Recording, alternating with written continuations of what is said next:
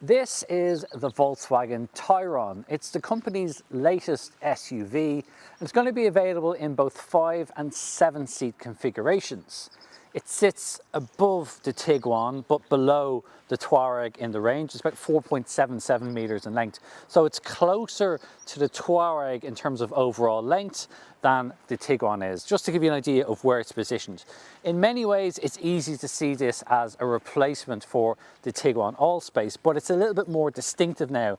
Whereas that was just really an elongated Tiguan, this has a more unique bespoke style to it. So it does stand out that little bit more. Now, let's have a look and show you some of the other features.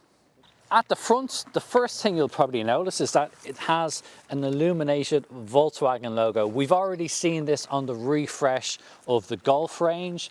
It's now carried over onto the Tayron as well. And similar to the ID models, you have this illuminated light bar that runs across the top into the top of the headlights. And those headlights can also be specified with HD matrix technology. So you can have ultra high definition LED lighting at night as well. This model is the sportiest O-line specification, and you can see how that's distinguished by not only the badging, but you've got this gloss black finish on the sides and also this kind of open mesh design grille all the way across the front, and it gives it quite a kind of stacked appearance at the front. There's also going to be other specifications called life and elegance. The range of powertrains available in the Tayron is quite expansive depending on where you are in the world. It starts with an ETSI mild hybrid petrol engine. It's a 1.5 litre and that has 110 kilowatts. There's then larger capacity 2 litre TSI petrol engines with 150 kilowatts and 195 kilowatts respectively. Moving on to diesel, you've got two 2-litre diesels with 110 kilowatts and 142 kilowatts, the latter also getting a 4-motion transmission. And finally, there's 2 plug-in hybrids. These also use a 1.5-litre petrol engine paired with an electric motor, and these have an output of 150 kilowatt and 200 kilowatt respectively. Interestingly, the range on the battery can be up to 120 kilometers in absolute optimum conditions, but most people can expect to get around 100 kilometers from a full charge. And in Ireland, there'll just be 2 powertrains available, the 150 horsepower diesel and the 204 horsepower plug-in hybrid. At the back, you've got a little bit of bright work here coming down the side. You've got a fairly substantial rear spoiler and full width light bar all the way across. And again, the Volkswagen logo illuminated. There's also a nice bit of detailing here in the rear lights, the IQ light technology you see, and it's got a nice kind of layered look to it, and it kind of integrates that X design highlighted in black. Being the O-line model as well, you've got that high gloss finish here, similar, repeating what we've seen on the front grille. It's also here on the rear diffuser. When it comes to boot space, the Tayron has quite a lot to offer. Even in this 7-seat configuration, you still get 345 litres of boot space, which is about as useful as you're going to get from a normal family hatchback. If you don't need all 7 seats, the third row can fold down flat quite easily, gives you a nice even floor level there, and that gives you then 850 litres of boot space, which is very generous. But if you need even more space, you can then easily fold down the second row, and doing so will then give you up to 2090 litres of cargo volume. One thing to bear in mind though is that if you are going to get the plug-in hybrid, it's only available in a 5-seat configuration. On the inside, it's actually a very nicely laid out cabin. It's both practical and also pretty stylish. Let's start what you've got in front of you. You've got a 10.25-inch digital display. It can be changed in a number of different ways, as is the sort of fashion that we're used to these days. And the layout and overall look is pretty good. You've also got a colour head-up display available too, and that gives you the usual things like turn-by-turn navigation, your current speed, all the critical driving information. The steering wheel itself, this is the O-line model, so it's got a slightly flat bottom and perforated leather here. The nice thing is that there's physical buttons on the steering wheel now, which is what we used to have. Volkswagen has reverted to this because, let's be honest, it's just a better way of doing things. So that's pretty nice. And then ahead of that, you've got your drive selector, because these are all automatic transmissions now on the Tayron. So you've got a drive selector here on the right side. You just toggle it forward or backwards for reverse, and your park button is on the edge. And then everything else is on this quite large column stalk on the left. So your rear wiper, your front wipers, your washers, your headlights, your indicators, they're all on this one big chunky switch here on that side. There's also nice physical buttons. Again, good to see physical buttons back for things like adjusting your door mirrors and the windows as well. You've got front and rear separate switches for the windows, and also a electronic switch here for child locks and for the rear windows as well. So parents will be pleased to hear about that too.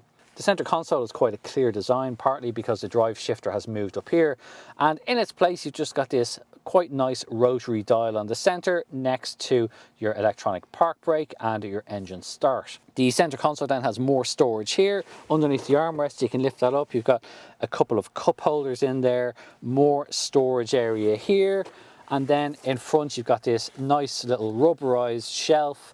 You can then lift that up, and below that you've got two wireless charging pads for mobile devices and two USB-C charge ports there as well. So it's easy to put your devices in there, close that down while they're charging, and obviously they can pair wirelessly with this very substantial 15-inch touchscreen display. This is a really nice looking screen. It's slightly angled, I think, towards the driver. You've got illuminated touch panels here on the bottom for your temperature, your volume control, and across the bottom of the screen you have always on features. So you've got your climate control, your AC, your heated seats. All those main controls you're probably always going to use are always displayed on the bottom of the screen, regardless of what you're doing on the upper part of the screen.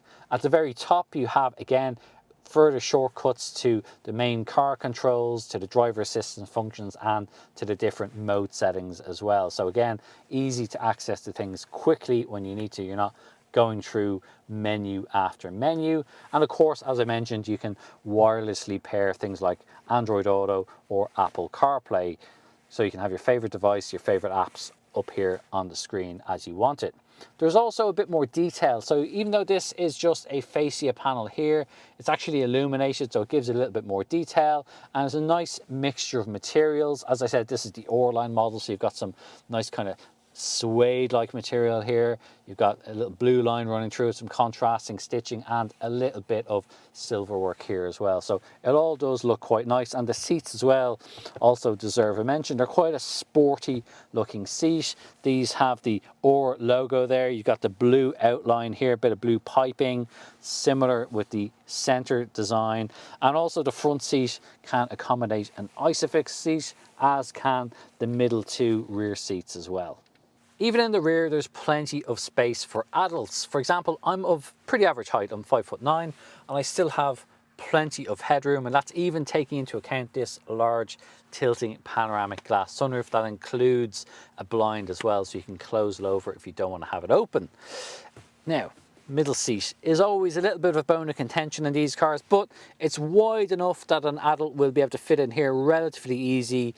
Bear in mind though, it doesn't have a completely flat floor because this does offer all-wheel drive 4Motion transmissions. Still though, it's not too bad. In a pinch, if you need to use it as an adult, you will get away with it. 3 adults will fit in here at a bit of a squeeze. Smaller, younger kids will find it very, very easy though. You've got rear vents here. Outer rear seats can be heated as well. You've got 2 USB-C ports as well. And if you don't need to use that middle seat, you can also then fold this down. You've got a built-in cup holder there as well, and an armrest. The seats also slide forward and back, so you can adjust these by up to 180 millimeters. So you can see, you can bring it forward to create more room in the back. That gives you an idea of just how much these can slide. You can also adjust the angle of the backrest. So there's a little latch that you pull and you can tilt these forward or back, depending on exactly where you want them. So it is quite versatile. And as I mentioned, if you don't need to have these seats, you can also fold them down and lock them flat in place as well. Now, one of the differences between the Tayron and the Tiguan Allspace is that the wheelbase, the space between the front and rear wheels, is now 11 centimeters longer. That means there's better space for those sitting in the back. Now, I've set this seat to have a little bit more room in here. I've got just enough headroom. My head isn't quite touching the rear seat, so it is relatively spacious. I wouldn't want to be in here for a particularly long journey, but I do fit. I can sit here. If I was a smaller kid, I'd probably have no issue at all sitting here. And I've still got a little bit of an armrest here on this side and a cup holder, things like that as well. These seats, they're not going to be designed for super long journeys, but you will be able to fit smaller kids in here quite easily, and at a push, 2 adults. So that's our first look around the new Volkswagen Tayron. We'll know more about exact pricing and details closer to the car's launch in Q1 of 2025. But if you want to know more about it, or indeed any of its competitors, visit our website. It's CompleteCar.ie. It's a great resource for finding information about your next new car and keeping up with all the latest car news. We'd also love to know what you think about this new Volkswagen Tayron. So do get involved in the comments below and tell us what you think. Thanks for watching.